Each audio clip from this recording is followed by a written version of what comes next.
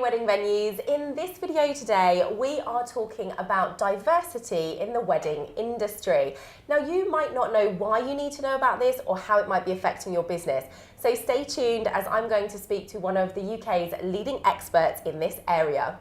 Now, if we haven't met before, my name is Kelly Mortimer and I am a wedding venue consultant and trainer, and I've been in the hospitality business for almost 20 years, and I've worked for some of the leading names such as Claridge's, Rosewood and Mandarin Oriental. Now, joining me today, I'm really excited, is Nova Reid, and she is a diversity consultant and educator, and also the founder and editor of New Bride, which is an incredible diversity wedding blog. So thank you so much for joining me. Pleasure. Perhaps you can tell us a little bit about your background and how you came to be doing what you're doing now.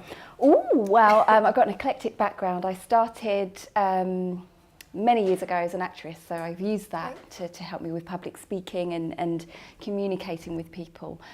Then I retrained in wellness, mental health specifically, and I worked in diversity and mental well-being for just under 10 years. Wow. And it's really that introduced me to equality, advocating for people who are invisible, and ensuring that venues, organisations, employers are doing the right thing. I then got myself engaged. Amazing. And that's what introduced me to the wedding industry, and I discovered there wasn't much representation for modern British women who are also black.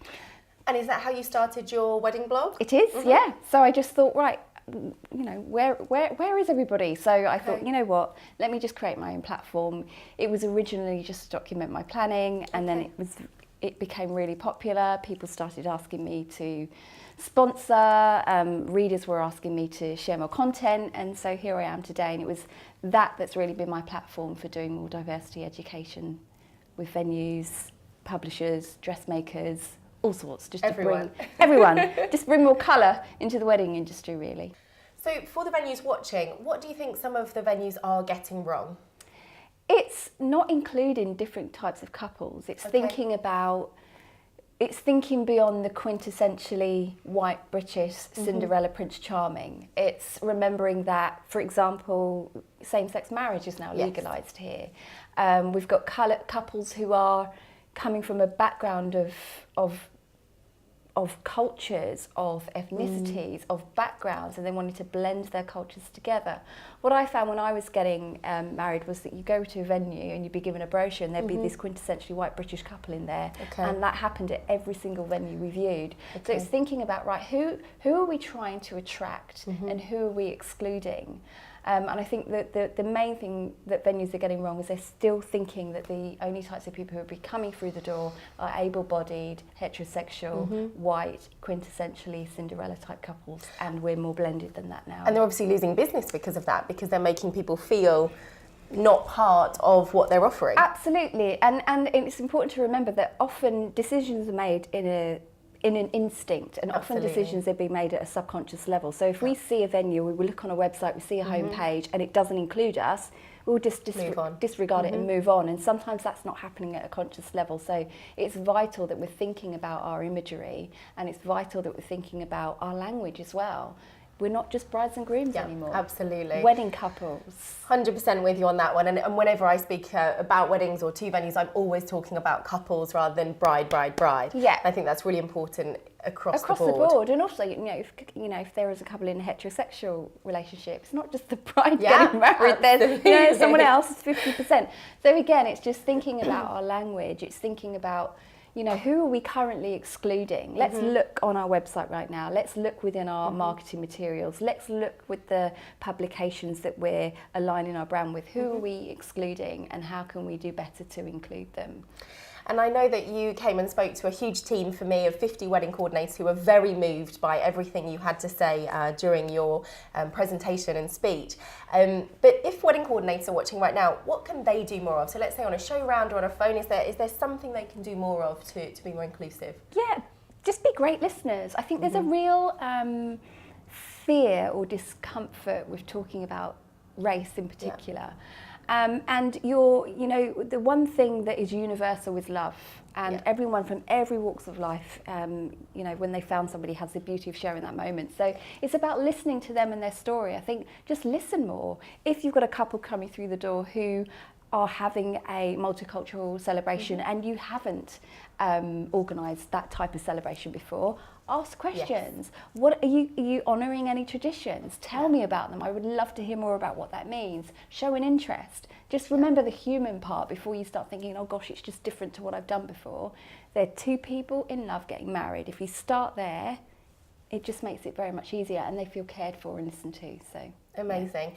Have you got any other advice for our venues that we might not have covered? Just move on. The times are changing. Modern millennial couples in particular are very discerning with where they spend their money, wanting to spend it with people, companies, organisations who are representative of them. And if they're not, they're moving on to those who aren't. Forbes, I think, yes, it's been reported in Forbes over and over again, we're 35% more likely to be outperformed and outsold by our peers if our businesses are not diverse. Wow, that's a big statistic. A big statistic, and you know, businesses are losing billions, and it's being shown with organisations that are either going under or are struggling and are getting things wrong because they're just not having diverse teams. So it's not just about the aesthetic, it's about who's in your team. You know, who is in my team that I can take or use or seek advice from? Is my team representative of the demographic of people we're trying to include? If it's not, then you need to think about hiring and employing or getting consultants in, because if it's not your experience of the world, you won't be thinking about it and you'll be missing these pockets of people. So it's sense checking, it's thinking about how can I better include couples that we're not currently reaching. Well, we're quite comfortable, aren't we, with the Asian and kosher caterers. A lot of our venues will already have those relationships and be catering for those couples. Are there other cultures which are struggling a little bit more to incorporate that into their menus? Yeah, absolutely. I think the main thing, particularly for couples who are having interracial and multicultural or are just simply inspired by the cuisines, that will be a huge turn-off for them if a venue doesn't cater to their cuisine. That's the easiest way to include their culture to their wedding day is in the food. So lots of couples are struggling because they often find that there isn't somebody that understands about Nigerian cuisine or Caribbean cuisine or Slovak or whatever else. So if venues are able to offer something that's a little bit more bespoke, even if it's just a nod to a culture. So a fusion menu, for example. A fusion menu, like a a twist on it, or just little cultural nods somewhere in the food. And how can they communicate that with the couple? Is it at the point where the couple ask about the menus, or is it things they need to have on the website?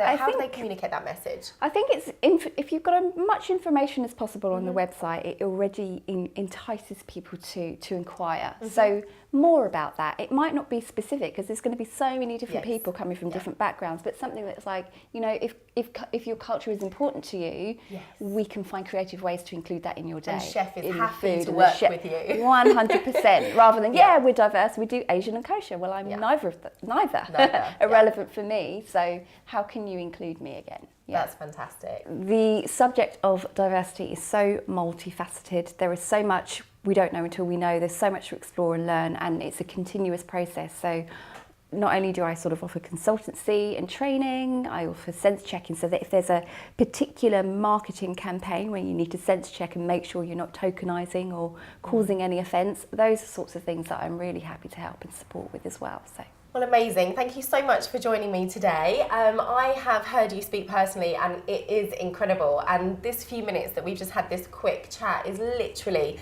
scratching the surface, because I know some of your sessions are 3-4 hours, aren't they, delivering to teams. If you would like to know more, then do visit Nova's website, that's novaread.com. Thank you so much for joining us. Remember, if you liked this video, hit the like button. Any comments and questions, pop in the boxes below.